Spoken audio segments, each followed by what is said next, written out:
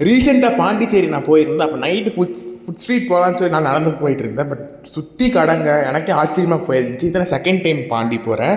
So நான் lace chicken மேலே ரொம்பவே ஆசை வந்துருச்சு. க்ரீன் கலர் லேஸ் வேறு போட்டுருந்தாங்களா, சரி நம்மளுக்கும் போட்டுங்கன்னு சொல்லி க்ரீன் கலர் லேஸ் வாங்கிட்டேன். எத்தனை பேருக்கு லேஸ் பிடிக்கும்னு கீழே கமெண்ட் பண்ணுங்கள். எத்தனை பேர் இந்த வீடியோ பாண்டியிலேருந்து பார்க்குறேன்னு சொல்லி கீழே கமெண்ட் பண்ணுங்கள். நமக்கு ரீசெண்ட் டேஸில் நிறைய சப்போர்ட்ஸ் வந்துட்டுருக்கு. அதுக்கு தேங்க்யூ ஸோ மச். அப்படி நானும் லேஸ் சிக்கன் வாங்கிட்டோம்.